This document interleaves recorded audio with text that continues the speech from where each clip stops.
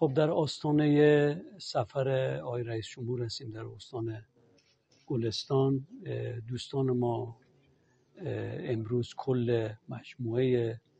اصحاب رسانه در قالب 3 محور جهاد تبیین، جهاد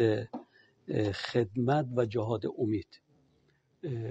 تمام رویدادهاشون رو در محورهای مختلفی تو بحث امید آفرینی برای تبیین دستاوردهای انقلاب اسلامی و دستاوردهایی رو که نظام مقدس جمهوری اسلامی در طول سالیان متعادی 44 سالی که از انقلاب اسلامی گذشته و همچنین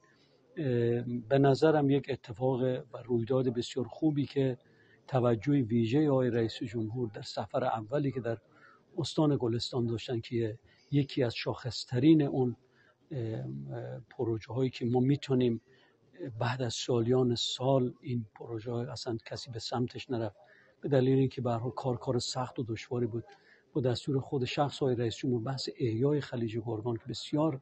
مهمه و هنوز مردم ما از عمق فاجعه خلیج گرگان شاید زیاد اطلاعاتی نداشته باشن، ولی با دستور آقای رئیس جمهور این اتفاق افتاد و پروژه های دیگری که حالا دوستان و این پروژه هم توسط الحمدلله توسط سپاه قرارگاه خاتم الانبیا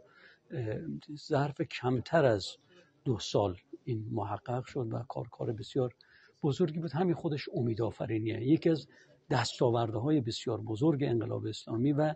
دستاورد سفر اول رئیس جمهور بود و موضوعات دیگر تو بحث انشالله برنامه‌هایی که تو سفر دوم انشالله دارن دوستان همه کمک بکنن که انشالله اینها همه زمینه ساز باشه برای اون حضور حد اکثری در انتخابات 1402 که بسیار سرنوشت ساز و مهم هستش برای ما.